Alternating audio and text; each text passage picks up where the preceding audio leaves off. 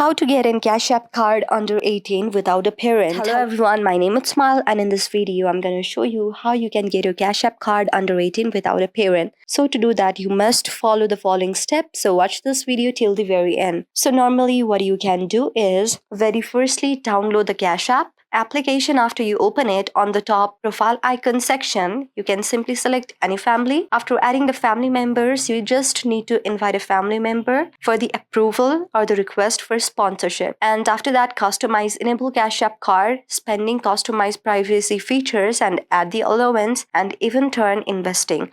So after you do this, your Cash App card will be made.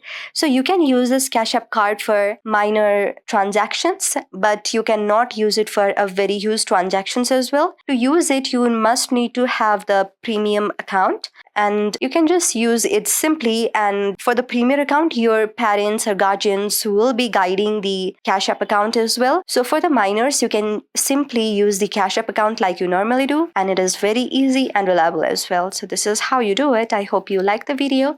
If you like the video, then please do thumbs up, subscribe, and also comment on the comment section below.